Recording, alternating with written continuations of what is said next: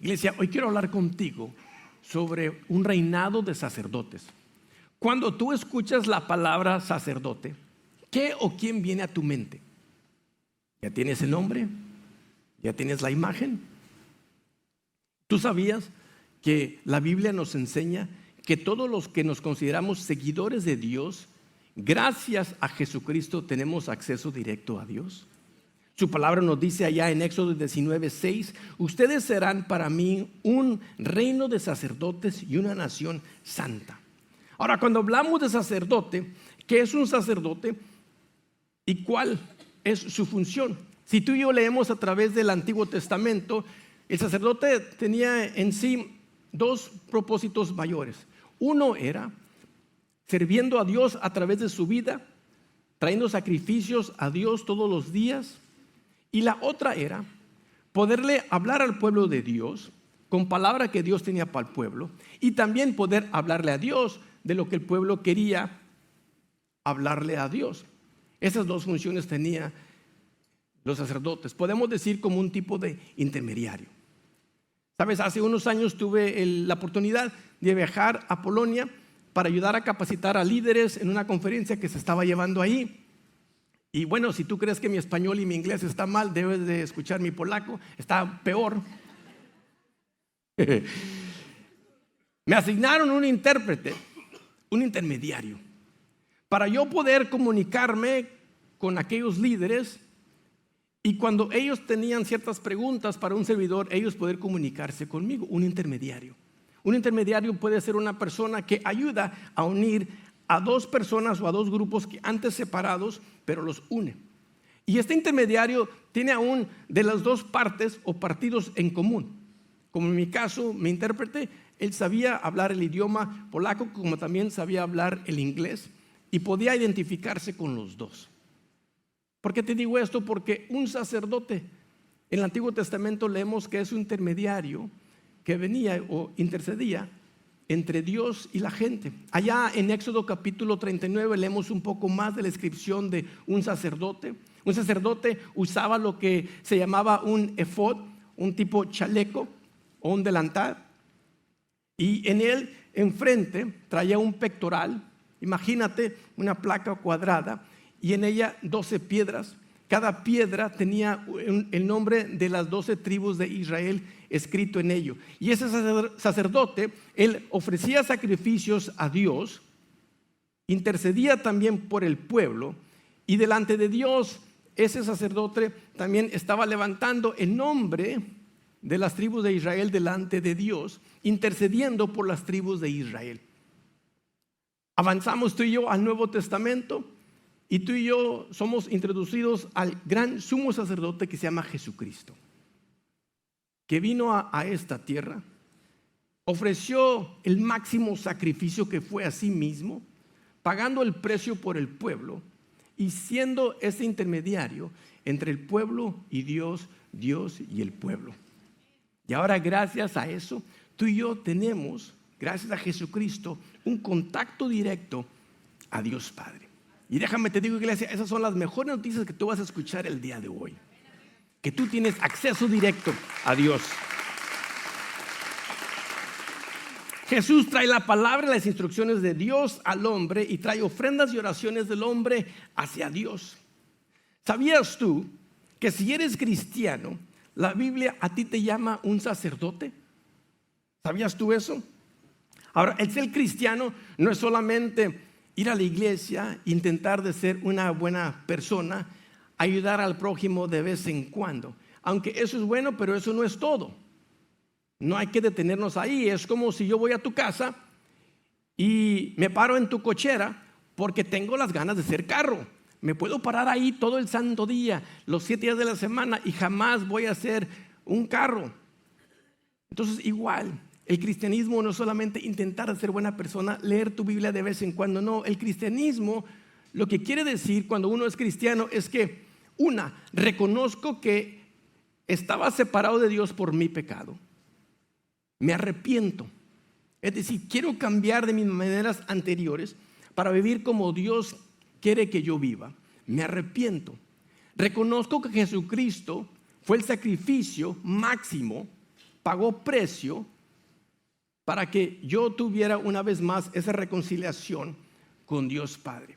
Y lo he recibido como mi Señor y Salvador. Creo que Él es mi intermediario.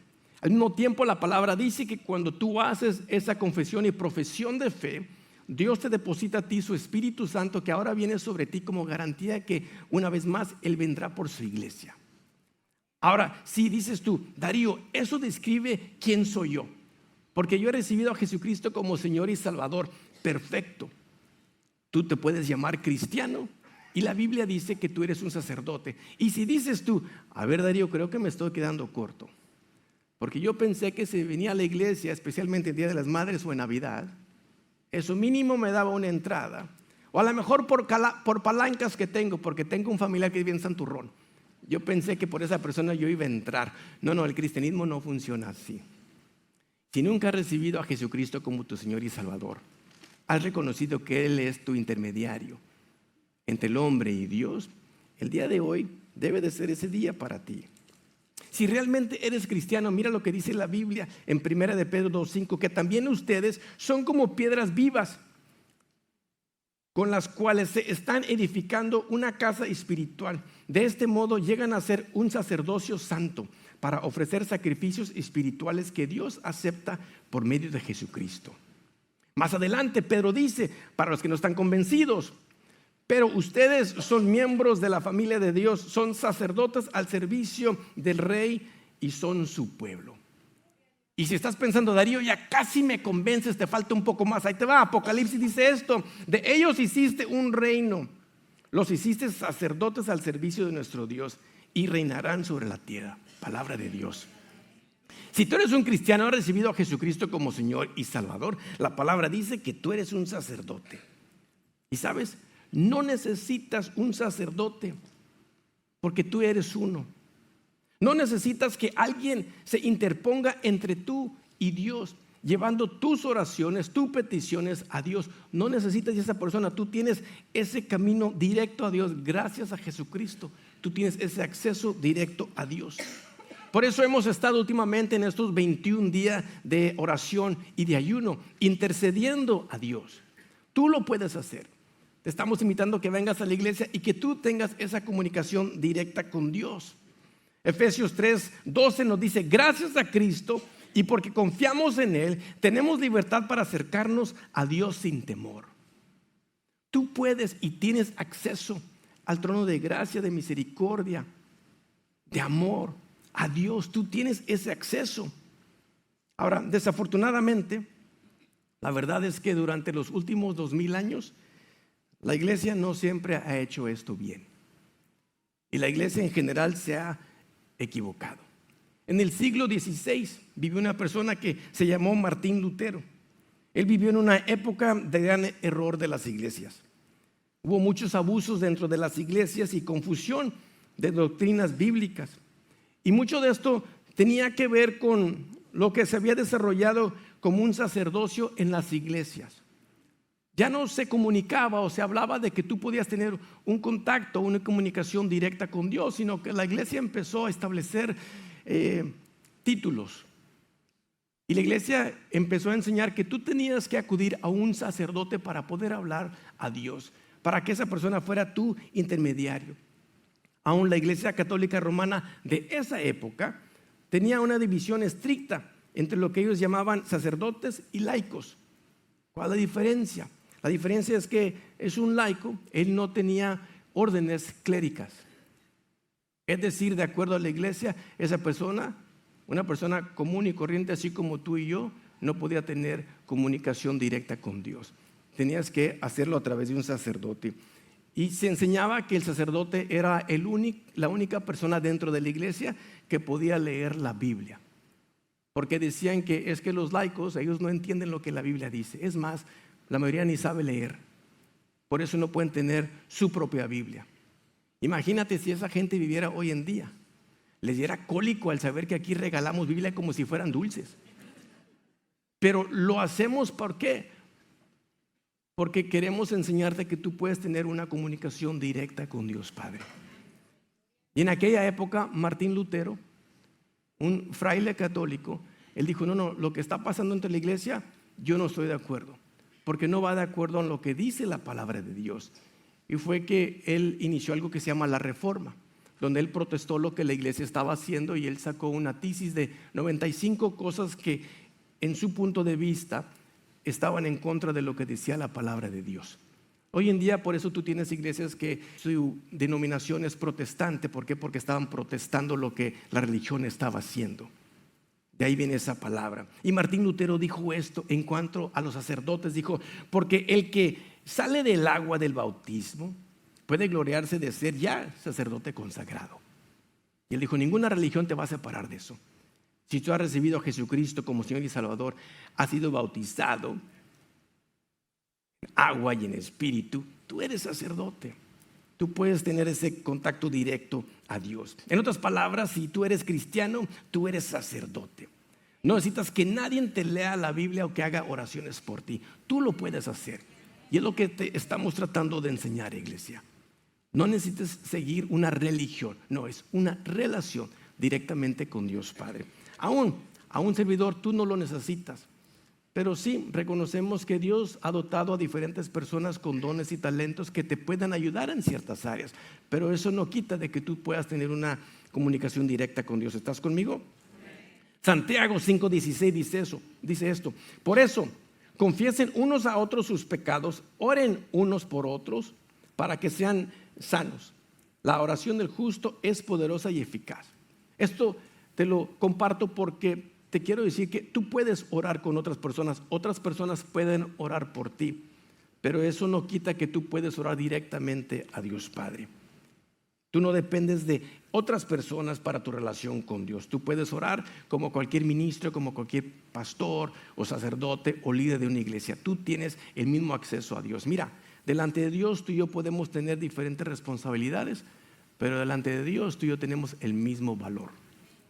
Jesucristo dio su vida para que ninguno perezca. Eso te incluye a ti.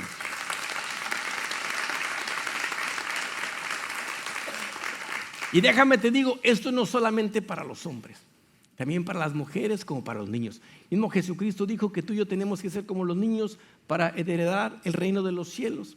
Entonces, esta comunicación directa a Dios, todos lo pueden hacer.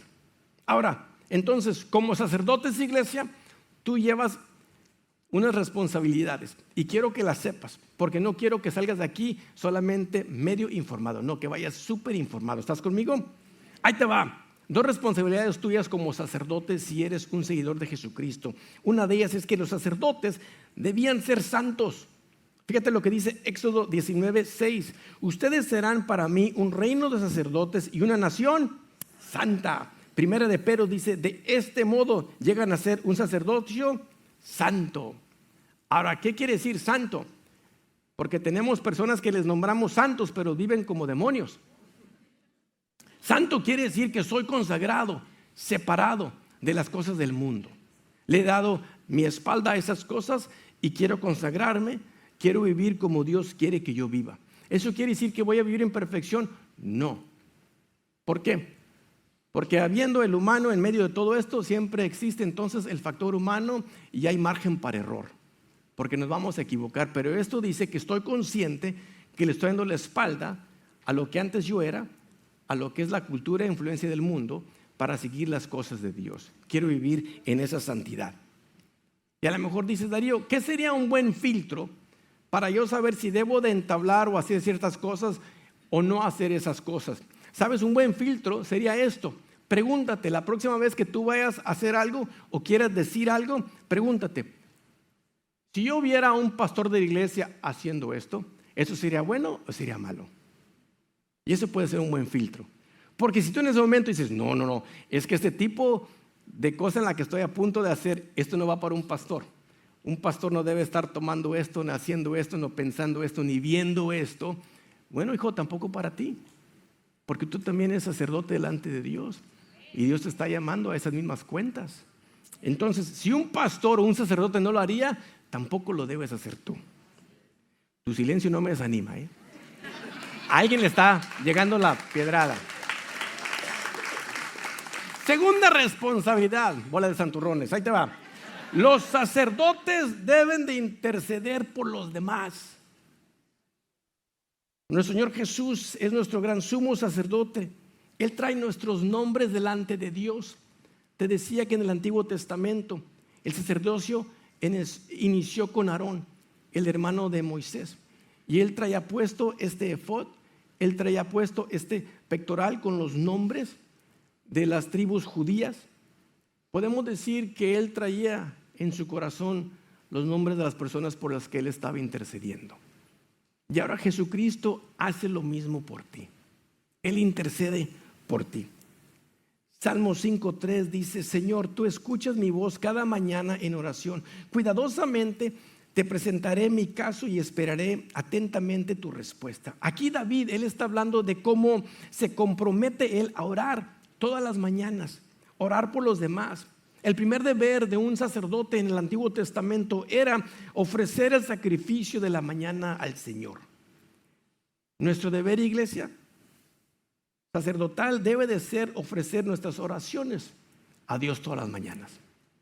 Nuestra adoración a Dios, interceder por aquellos quien Dios nos ha confiado. Así como Aarón llevaba aquellos nombres de las tribus delante de Dios, tú y yo vamos a llevar los nombres de nuestros familiares delante de Dios. Los nombres de aquellas personas. Ahora, ¿por quién, Darío? ¿Por quién debo de orar? Mira, debes de orar no solamente por las personas que tú amas y te aman, pero también por tus enemigos. ¿Para qué? No para que sigan tomando ventaja de ti, no.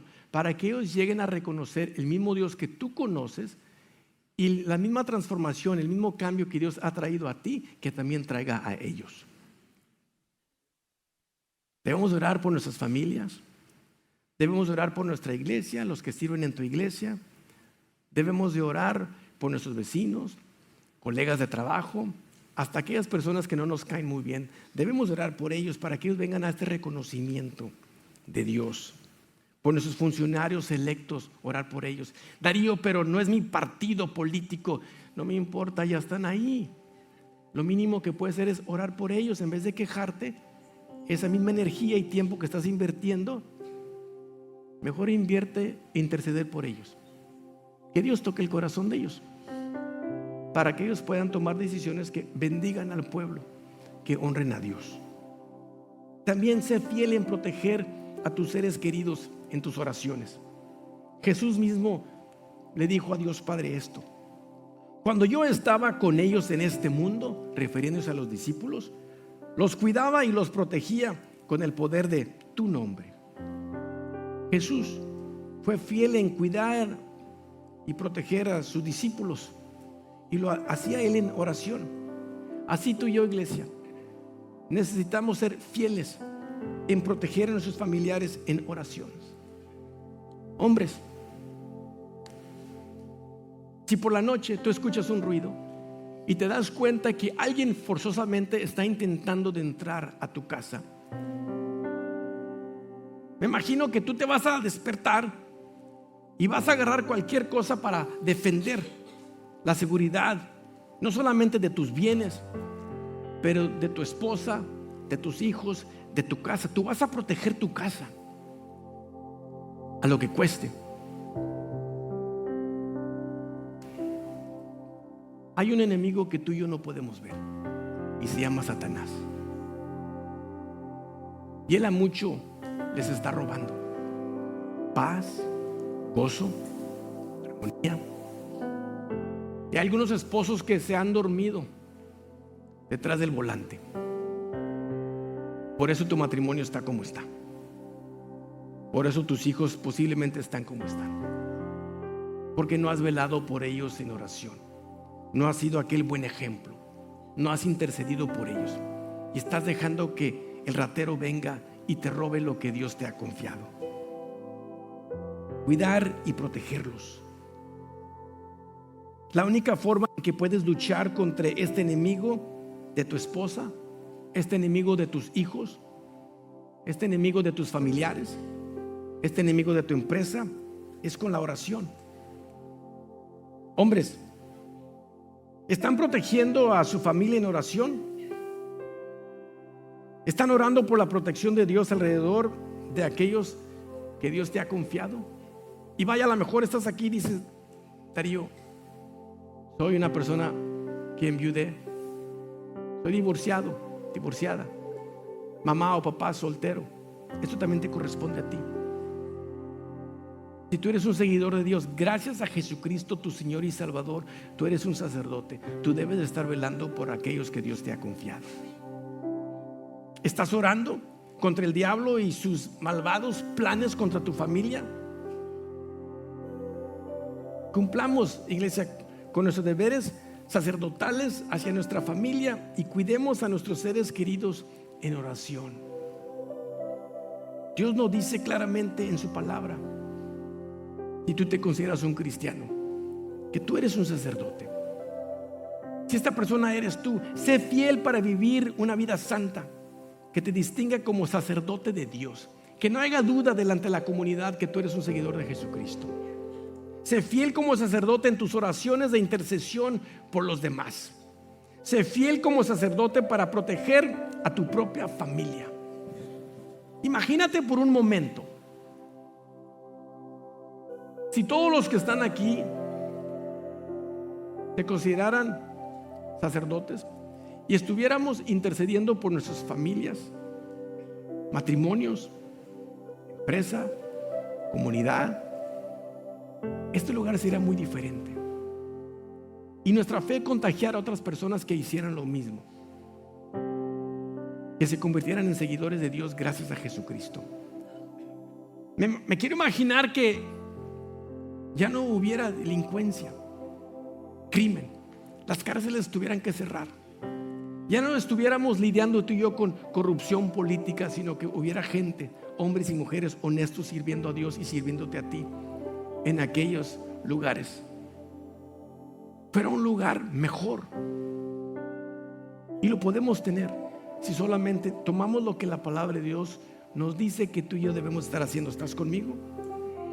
Y creo que por eso, iglesia, Dios está hablando el día de hoy, para que tú seas parte de un reino de sacerdotes que Dios está usando y quiere usar para marcar una diferencia en tu vida, en tu familia, en tu iglesia, en tu comunidad. ¿Lo recibes?